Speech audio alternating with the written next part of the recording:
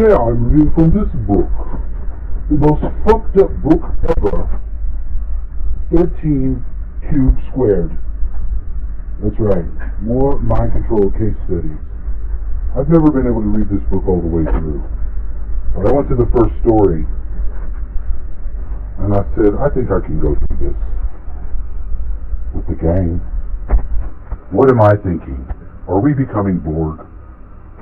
Ask anyone on the street. If we as Americans live in a free and open society where we can achieve anything we want, then most people would agree. We have the richest society on earth, and we are mobile in every direction imaginable. Not anymore. There's just one little problem. We are not. What most people in the world do not realize is that the entire planet has been systematically mind-controlled and programmed for many decades. This is actually not new. Mind control began thousands of years ago. In 1298, Marco Polo, on his way to China, stopped in Alamut, Persia, and he discovered a warlord who called himself Alahadun, the old man of the mountain. He used to have his servants drug young boys in the valley, villages, and bring them up to the mountain hideaway. There he would revive them and tell them that they had died in their sleep, and now they were in paradise. He would then allow them to have sex with all kinds of women, beautiful women. Then they were placed in holding cells. He would tell them that if they obeyed his orders, he would bring them back to life, and then they could come at will to paradise and have sex with these gorgeous women. This is layer. But on earth, they would have to kill whomever he told them to kill. He would drug them again and bring them back to their beds in their village homes. When they awoke up, a note was left with the name of who should be killed. Nice. This is the Assassin Society. This group was called the Ashishim. It is the origin of the word assassin. I've heard this story about this guy. They found his place too. It was nice. Perhaps the oldest mind control institution we have is organized religion. This is the most perfect way for a small group of people, religious leaders, and governments to control masses of population without having to watch over them constantly. In religion, you are told how to act, how to eat, what to do, what to think, and what to believe, all under the penalty of the fear of God, who will smite you dead if you disobey. Perfect. As people begin to question religion, even the existence of God, a form of mind control became ineffective. This form of mind control. A new way had to be imposed on the population so that in order of continuation of society, as the leader saw fit, would exist without deviation. During World War II, the Nazis were very involved in experimentation which controls the mind.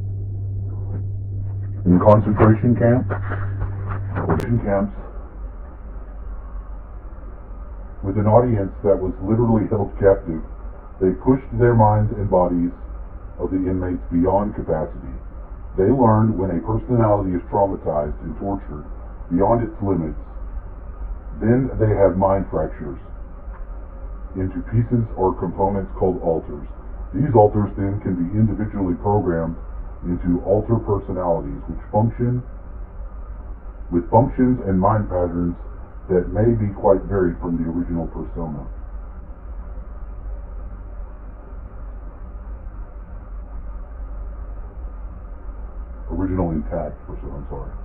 At the end of the war, when concentration camps were liberated by the Russians and Americans, the information and techniques were taken back to the invading countries. In fact, the German Nazi scientists involved with these experiments were brought safely into the United States and Canada under Project Paperclip. We do know this. This was only admitted in the 90s. In Canada, a Scottish psychiatrist named Dr. Ewan Cameron picked up on the Nazis' work and created his own experiments in mental hospitals in Toronto and Montreal. He developed what is termed psychic driving. You see this a lot. In these brutal procedures, The patients were driven to extremes. They were starved, then overfed, kept too hot and then too cold, kept sleep deprived for days and then forced to sleep too much, and so forth. In addition, these helpless patients were hooked up to devices where one eye would see a beautiful picture while the other eye would see a horrible image. One ear was fed classical music while the other ear was fed loud and uncomfortable sounds. These techniques forced the mind to split into pieces. The person would then be indoctrinated, often use of narcotics with words, colors, tones, and phrases that could be used to create subpersonalities that could be triggered into forward control of the body via a code of some sort. The outcomes of Dr. Ewan's experiments were tones and phrases that could be used to create subpersonalities that could be triggered into forward control of the body via a code of some sort. The outcomes of Dr. Ewan's experiments were so successful, the United States government brought him to Washington, D.C. in the late 40s, connected him with the military to create programmed spies, assassins, and handlers. The person they created was a secretary in a major The first person they created was a secretary in a major corporation in New York. Her code name was Candy Jones. She was sent all over the world, but especially to Asia, where she spied on certain individuals, and even further programmed in military bases in Taiwan. She became the very first female to become part of the mind control group called Monarchs, named after the breed of butterfly. Many of these women had beautiful blue monarch butterflies tattooed on their bodies.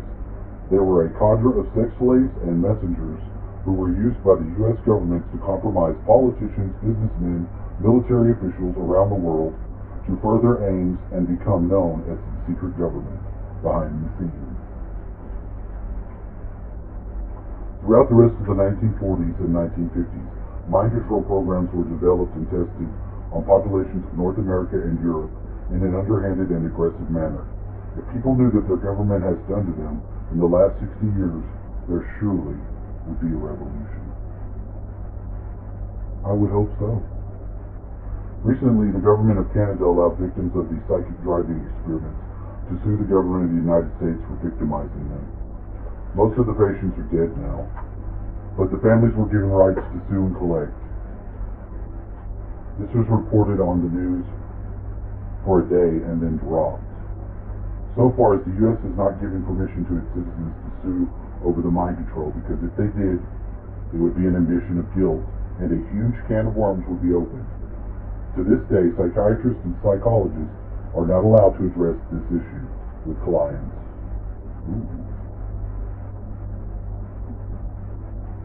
If a patient brings this up in a session, institutionalization and heavy psychotic drugs are recommended.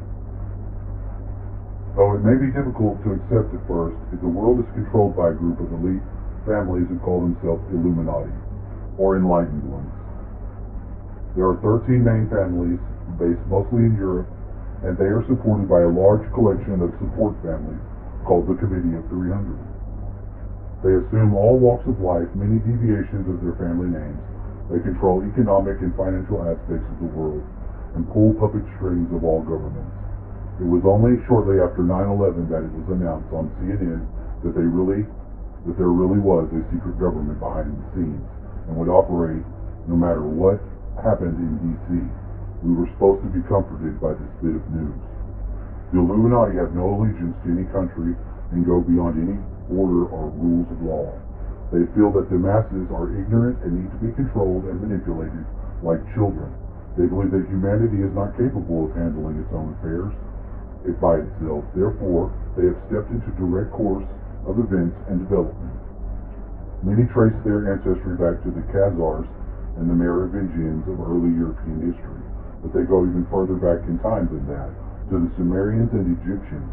Interestingly, most American presidents have a common ancestor, Charlemagne, who united the Franks in Europe in the late 700s AD. Bruce brutally forced the Saxons and Normans to accept Christianity or be beheaded. Lovely man, the ancestor of our leaders. He was also a giant.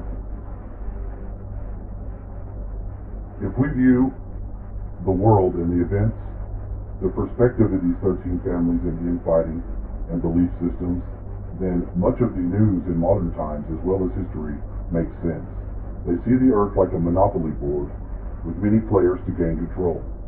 You can think the Illuminati as a board of directors in a large corporation, but only one family can be chairman. So while they have common goals and beliefs, they fight amongst with each other for supremacy. Read my book, Blue Blood, True Blood, for more detailed information. Over the centuries, it was easy to control the world's population with religion and schooling, providing false history and science to be digested by the masses. Wars would be manufactured to change borders and move people from one place to another. But as the world's population grew, it became apparent that the only true way for a relatively small group of people to control billions is via mind control and programming, since armies and weapons are not enough. The big breakthrough came in 1938 when Dr. Albert Hofmann of Sandoz Labs in Basel, Switzerland, developed LSD from rye fungus. He used it himself as a means of entering an altered state and seeing God. The Nazis were quite interested in this substance and were almost at the point of using it in the concentration camps when the war ended. In 1953, the OSS or CIA purchased 1 million doses of LSD to experiment on its own people and on the military. There is a famous case of CIA operative falling from a window at the Waldorf Astoria Hotel in New York City in the mid-1950s. It was first claimed it was a suicide, but many years later, the man's family exhumed the body and proved he was a victim of drug testing and mind control purposes. The U.S. government paid them $5 million to keep quiet and go away. Thus began the secret projects to totally control the world's population.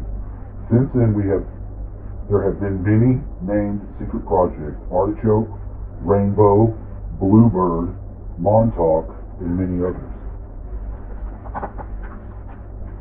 In the early 1950s through 1980s, programming sessions were brutal, excruciatingly painful, so that the mind personality could be fractured and imprinted with programming. Drugs, electromagnetics, and microwaves were used to induce altered states for the programmers to work on the victims. It was also discovered that by inducing a pre-orgasmic state, the mind could be opened and allow for all types of entry of information in programming. This was called sexual programming. This has been known since ancient times, when potions and natural narcotics were used to place the person in a trance for control purposes. Today's technology for mind control and programming is quite advanced. They have devices that can translate brain waves to words that can be inputted and extracted. This is done via satellite transmission, cell towers, televisions, and radio, as well as electrical systems at homes and offices. In the 21st century, the entire population of Earth is programmed to one degree or another. About 2% of the 6.6 billion at that time, now 7.7, on the planet are deeply or specifically programmed. That is approximately, let's say it's 150 million now. People globally can be used as sleepers to be awakened with the proper codes. This is a very scary thought that most people learned only after 9/11. There is hope. I teach deprogramming techniques and protection techniques to undo this. Each person must work him or herself. There's not much time before certain events planned by the Illuminati will consolidate their total grip on everyone. Let each person gain control of his mind, his or her own mind, and teach others